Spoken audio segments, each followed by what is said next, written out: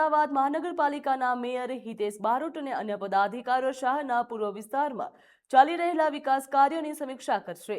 ખાસ કરીને ખારીકટ કેનાલ સહિતના મહત્વપૂર્ણ પ્રોજેક્ટની પ્રગતિ અંગે પણ સ્થળ ઉપર જઈને નિરીક્ષણ કરવામાં આવશે। માહિતી મુજબ મેયર વસ્ત્રાલ આરટીઓ નજીક ખારીકટ કેનાલની કામગીરીના સ્થળની મુલાકાત લીધી હતી, તો ત્યારબાદ લાલગેબી સર્કલથી આગળ ચાલી રહેલા એક ઇન્ટરલિંકિંગ પ્રોજેક્ટના કામનું પણ નિરીક્ષણ કર્યું હતું। તેમજ પૂર્વ ઝોન કચેરી વિરાટનગર ખાતે સમીક્ષા બેઠક યોજાઈ હતી, જેમાં તમામ વિકાસ કાર્યોની હાલની સ્થિતિ, પ્રગતિ અને આવનારા આયોજન અંગે પણ વિગતવાર ચર્ચા કરવામાં આવી।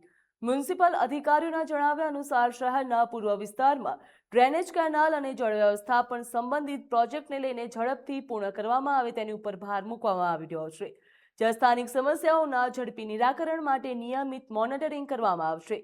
જ્યારે હિતેશ બારોટે ઇલેક્ટ્રોનિક વાહન અંગે પણ મહત્વપૂર્ણ નિવેદન આપ્યું હતું। તેમણે કહ્યું હતું કે આજના સમયમાં પેટ્રોલ ડીઝલના વધતા ભાવ વચ્ચે ઇલેક્ટ્રોનિક વાહન લોકો માટે વધુ ફાયદાકારક સાબિત થશે। કાઉન્સિલર તરીકેની ભૂમિકા અને અમદાવાદ મહાનગરની જ્યારે જવાબદારી હોય તો એ જવાબદારી વહન કરવા માટે તાત્કાલિક ધોરણે જવું જોઈએ અને કામ કરવા માટે અવિરત રહેવાનું છે।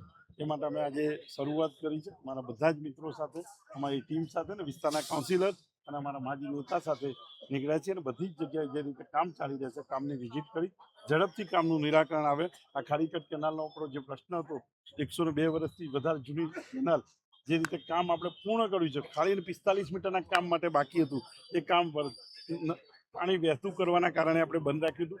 હવે પાણી બંધ થયું છે અને આવનાર 10 દિવસની અંદર 15મી જૂન પહેલાં આપણે આ કામ પૂર્ણ થઈ જાય એ દિશામાં આગળ વધી રહ્યા છે। એ બધા જોડે વાત કરીશું, જેટલા લોકો જોડે ઇલેક્ટ્રિક ગાડી છે, ઇલેક્ટ્રિક ગાડી નહીં હોય તો કોર્પોરેશન પણ એ દિશામાં આગળ વધશે। મેં તો મારી પોતાની ઇલેક્ટ્રિક ઈવી કાર લઈ જ દીધી છે અને દરેક પાસે આ રીતે કોર્પોરેશન પણ ઈવી કારનું વિકસાવવાનો પ્રયાસ કરશે।